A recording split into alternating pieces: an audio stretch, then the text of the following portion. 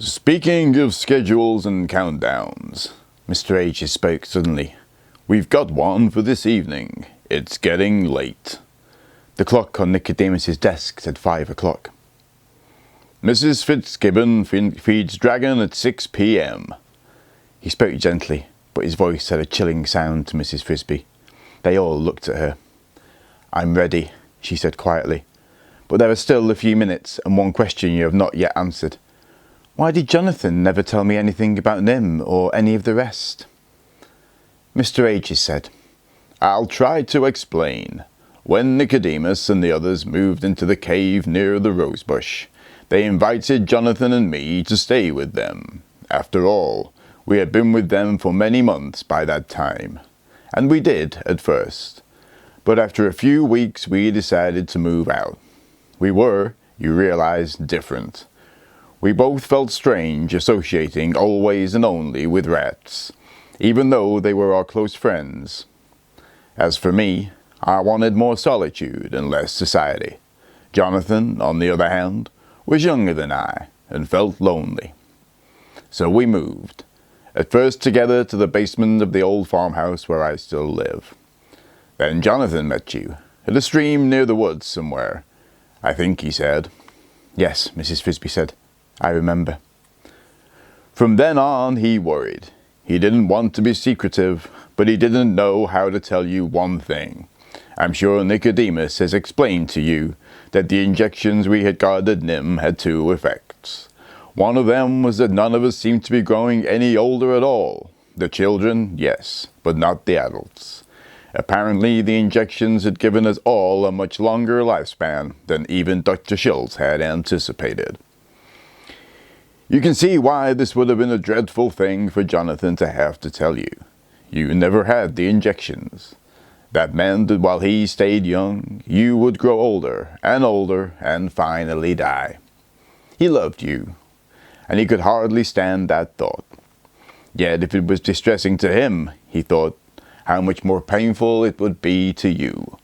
That is why he could not bring himself to tell you. He would have told you eventually. I know he intended to.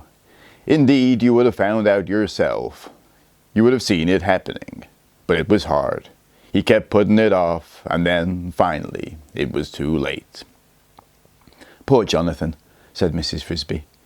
He should have told me. I wouldn't have minded. But will my children also have longer lives? Said Nicodemus. We don't know yet. We think so. But our own children are not yet so old enough to be certain. We do know they have inherited the ability to learn. They master reading almost without effort. He stood up, took out his reading glass, and looked at the clock. But Mrs. Frisby interrupted again. One more thing, she said. What happened to Jenna? Nicodemus said, He left. He was against the plan from the start. In our discussions he tried to persuade others to oppose it too. Only a few joined him, though there were some others who were still doubtful about it. They're going to stay with us and try it. The argument stayed reasonably friendly, but the last straw for Jenna was when we decided to destroy the machines. Destroy them? For two reasons. One, so that if anyone ever finds the cave, there won't be any evidence of what we've been doing. Nothing but broken bits of metal, debris that would look like ordinary junk. We'll put our electric cable, our lights and our water pipes. We'll close up the tunnels leading in. The other reason is more important. When we move to Thorn Valley, we're going to have some hard times. We know that, and we're braced for it. If this cave is still open, with the machines and lights, the carpets and running water still here, there will be a terrible temptation to give up and move back to the soft life. We want to remove the temptation. But when Jenna heard the decision, it was made at a meeting, he grew really angry. He denounced us all as idiots and dreamers. He stamped out of the meeting, and a few days later he left the group forever, taking 6 of his followers with him. We don't know where they went, but we think they will try to find a place where they can set up a new life like this one. I wish them luck, but they'll have trouble. There won't be any toy tinker this time. They'll have to steal their machines, everything.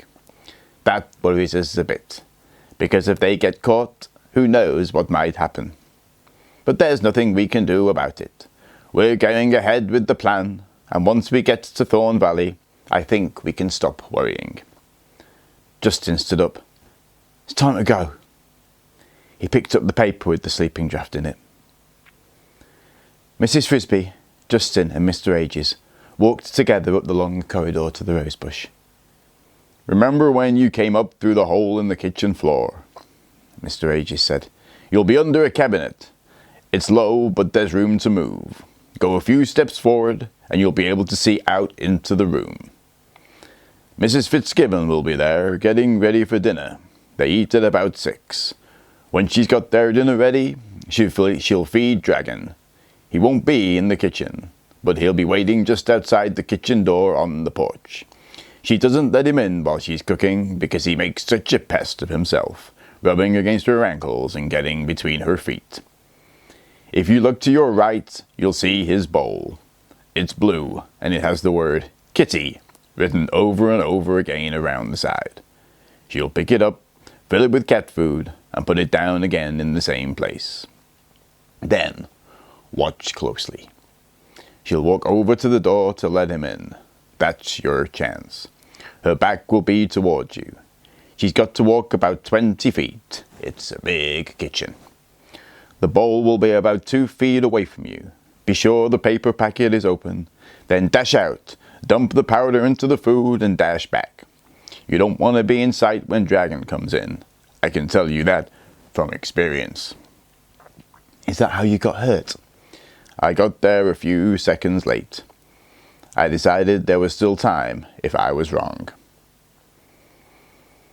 At the arch in the rosebush, Mr. Ages left them. With his cast, he would not be able to climb through the hole to the kitchen. There was no point in his going further. Mrs. Frisby and Justin moved out to the rosebush and looked around them. It was still light, though the sun was low on the horizon. Straight ahead of them, perhaps 200 feet away, stood the big, white farmhouse. Dragon was already on the porch, sitting just outside the door, looking at it expectantly. To their right was the tractor shed, and beyond that was the barnyard fence and the barn itself, casting a long shadow. Behind them rose the woods and the mountains. To the left, Mrs. Frisby could see the big stone in the middle of the garden, near which her children waited. As soon as her task was done, she thought, she must hurry to them and get ready for the move. We go under the right side of the house, Justin said quietly. Follow me. They made their way around the edge of the yard, staying in the shadows, keeping an eye on Dragon. Justin still wore his satchel and had put the powder package in it. There was a basement under the main part of the Fitzgibbons' house, but the kitchen had been added later and stood on a foundation of concrete blocks, with only a crawl space beneath. As they approached this grey foundation, Mrs. Frisby saw that near the middle of it, a few inches off the ground, there was a square patch of darker grey. It was a hole, left for ventilation, and there was a screen over it. When they reached it, Justin caught hold of the screen and pulled the corner. It swung open. We loosened it a bit, he explained, holding it open for her. Mrs. Frisby crept through. Careful, he said. It's dark. There's a drop of about a foot. Just jump. We put some straw at the bottom so it's soft. Holding her breath, Mrs. Frisby jumped blindly into the blackness and felt the cushion of straw beneath her feet. In a moment, Justin landed beside her. They were under the Fitzgibbons' kitchen. Now, he said softly, look to your left. See the patch of light? That's the hole. The light comes from the kitchen. We've piled earth under it, so it's easy to reach. Come on. Mrs. Frisby followed him. As they got near the bright hole, she could see around her a little. They were walking across bare earth, dry and cool to the touch. Overhead there were heavy wooden beams holding up the floor, and above those the floorboards themselves. Under the house rose a small hill of earth. They walked up this, and then Justin whispered, This is as far as I can go. There's not room for me to get through. I'll wait here. Come back down as soon as you've finished. Here's the powder. He handed her the paper packet. Remember, tear it open before you go out of Dragon's Bowl. Hurry now. I can hear Mrs. Fitzgibbon moving around. She's getting the dinner. Be careful, and good luck. Mrs. Frisby pushed the packet up through the hole. Then, as quietly as she could, grasping both sides, she pulled herself up and into the kitchen. It was light there, but Mr. Aegis had not been joking when he said the ceiling was low. There was less than an inch between the floor and the bottom of the cabinet, so that she could not walk properly, but had to flatten herself out and crawl. She did a few steps and discovered that she was trembling. "Stay calm," she told herself. "Don't get panicky, or you'll do something foolish and spoil everything." Thus admonished, she crept forward again until she was near the edge of the cabinet. She stopped. From there she could see out onto the kitchen fairly well. Straight ahead, across from her, stood a big white gas stove, and in front of it, putting the lid on the pot, was Mrs. Fitzgibbon. Because the edge of the cabinet was so low, Mrs. Frisby could not see her head, but only up to her shoulders. "There," Mrs. Fitzgibbon said, as if to herself. "The stew is done, the bread's in the oven, the table is set." Where was the cat's bowl? Mrs. Frisby looked to her right as Mr. Aegis had said. There it was, blue, with words inscribed around the side. Yet something was wrong. It was not 2 feet from the cabinet, but more like 4 or 5. In the corner where it should have been rose 4 round wooden legs. She realised she was looking at the bottom of a kitchen stool. No matter, she thought. The extra distance is just a couple of feet. Mr. Aegis had not mentioned the stool, but perhaps they moved it around. She crawled to her right, as close to the bowl as she could get without showing herself, and tore open the package. Just as she did this, Mrs. Fitzgibbon walked over from the stove. Her hand appeared, picked up the bowl, and Mrs. Frisby heard it thump on the counter over her head. A cutting sound, a tin opener, the scrape of a spoon, and the bowl was back on the floor. The strong, fishy smell of cat food. Mrs. Fitzgibbon walked away. Now. Mrs. Frisby moved swiftly out into the room, across the open floor, holding the powder, her eyes intent only on the bowl. She was no longer trembling. She poured in the powder, which instantly dissolved in the moist cat food. Still clutching the paper, she turned and sped towards the cabinet. With a bang, the lights went dim. The ceiling, which had somehow become curved, was filled with little round moons. Mrs. Frisby kept running, and her face struck a cold, hard wall of metal. A voice shouted, "Mother, don't let Dragon in yet. I've caught a mouse." Billy, the young Fitzgibbon son, had been sitting on the kitchen stool, his feet up on the rung, eating berries from a colander. The colander, upside down, was now over Mrs. Frisby.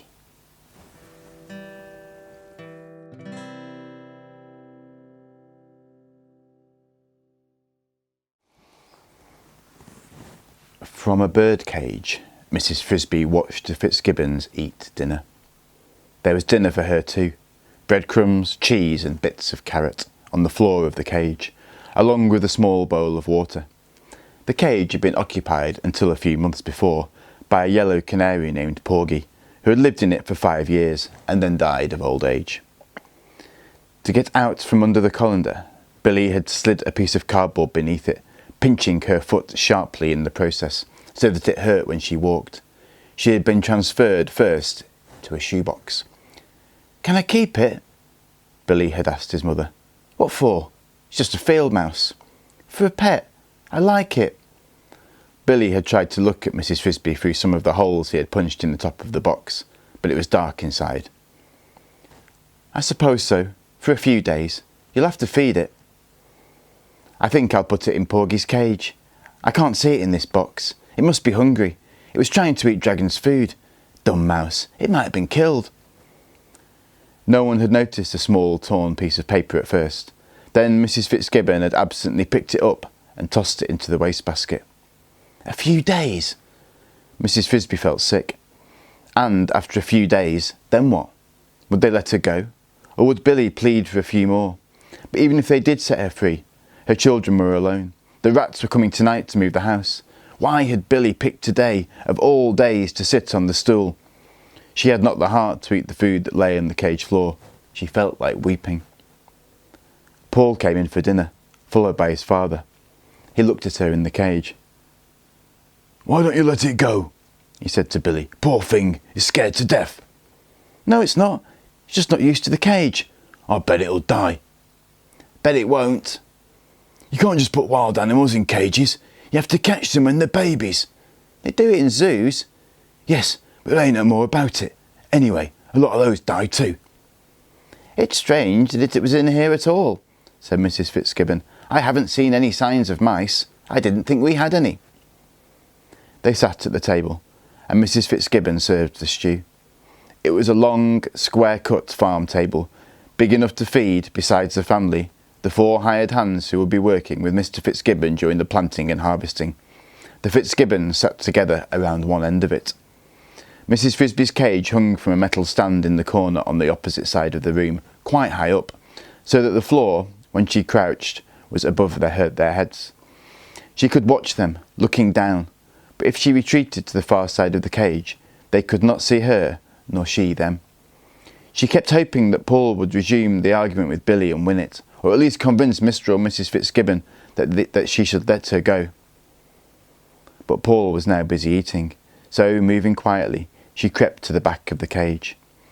There was a sliding door halfway up the side, which Billy had lifted to put her in. Remembering Nicodemus's story, she looked at it, wondering if she could climb to it, if she could get it open if she did. Not now, but later, when they left the kitchen. Maybe. But it looked quite big and heavy. She thought about her children again.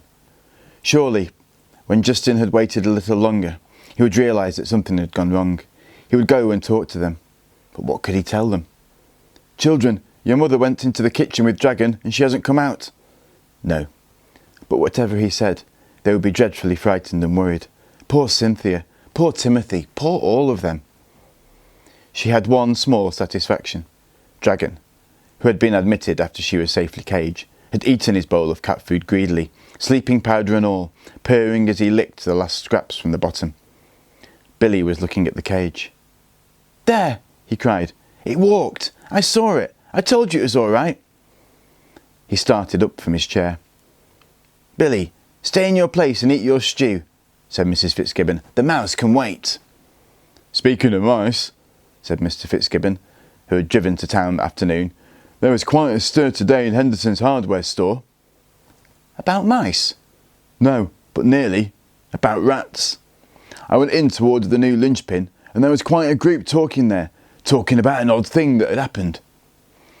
Seems that 6 or 7 rats got themselves electrocuted there a few days ago. Very strange. Henderson sells motors. He has a whole shelf of them. The rats, for some reason, had got on the shelf. He said it looked like they were fooling with one of the motors, trying to move it. That's a new one, said Paul. Rats stealing motors. They weren't really, of course. Anyway, it happened during the night when he, Henderson, came into the shop in the morning. He tried to turn on the lights and the fuse was blown. He found the rats all grouped around the motor. It must have been plugged in, though it was turned off. They must have been gnawing at the insulation for some reason. At least that's what he thinks. They caused a short circuit, and all bunched together like that, the current went through them and killed the lot. Pretty good kind of rat trap, I'd say, Mrs. Fitzgibbon remarked. Mrs. Frisby was now listening to the conversation very closely. Dragon had stretched out on the floor looking drowsy. Wait, said Mr. Fitzgibbon. That's only the beginning. Seems that the local weekly was hard up for news. They heard about it and sent their reporter over. Fred Smith? Said Mrs. Fitzgibbon. Yeah.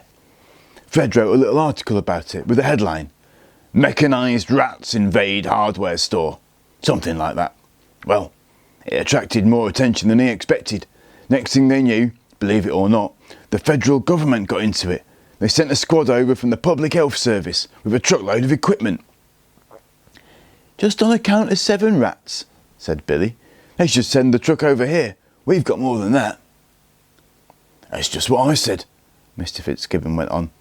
And you know, they're going to. I was joking, of course, but the man in charge of the group didn't take it as a joke at all. He wanted to know where the farm was, how far away, how many acres, what I raised, how many rats I thought there were. He acted really interesting. Seems they wanted to examine the dead rats at Henderson's, but they couldn't. He'd already sent them to the town dump and they were incinerated. "I've never heard of such a thing," said Mrs. Fitzgibbon. "All that fuss over a few dead rats." "I have," said Paul, "and I better know what they're after." "What?" "They think the rats have rabies. They don't like to say it because it makes people panicky." "What's rabies?" asked Billy. "A disease," said Mr. Fitzgibbon. "A very bad one, spread by animals. You know, Paul, I think you're probably right. That would explain why the Public Health Service is in it. Epidemic control. Anyway, they're planning to check on the rats all over the area." "Don't you remember," Paul said, "a few years ago when everybody had to lock up the dogs and some people were shooting every dog they saw? That's why they kept it quiet till they're sure. And another thing, they taught us in the vet course at school that when an animal starts acting strange, it might be a sign of rabies. Well, chewing electric wires, that's strange enough." "And they think some rats here might be infected?" Mrs. Fitzgibbon sounded worried. "Suppose they must," said Mr. Fitzgibbon, "though they never mentioned rabies at all." "When are they coming?" "Day after tomorrow, Saturday morning. The man in charge, a doctor somebody, and they said they had more checking to do in the town tomorrow. They're coming with an extermination truck. Cyanide gas, I think." "I can tell them where to look," Paul said. "Me too," said Billy. "Under the rose bush." "That's right," said Mr. Fitzgibbon. "In fact, they'll probably want to bulldoze that bush out of there. I can do that with a big tractor." "Bulldoze my rose bush?" said Mrs. Fitzgibbon indignantly. "They will not." "Look at it this way," her husband said. "I've got to get rid of those rats anyway. I'd already decided to. They're stealing too much feed. Seeds too. More all the time. If I paid an exterminator to do it, he'd charge a couple of $100. If the government will do it free, why shouldn't we let them?" "Well," said Mrs. Fitzgibbon, still not soothed, "then you can spend the money to buy me some new rose bushes." "That's just what I had in mind," said Mr. Fitzgibbon with a smile. "And maybe some lilacs too." Mrs. Fitzgibbon always had wanted a lilac bush. They were her favourite shrubs. Mrs. Frisby did not believe at all it was rabies the men were looking for. She wished Mr. Fitzgibbon had been able to remember the name of the doctor somebody. And now she had another urgent reason to get out of the cage. Somehow she had to warn Nicodemus. Dragon slept on the kitchen floor.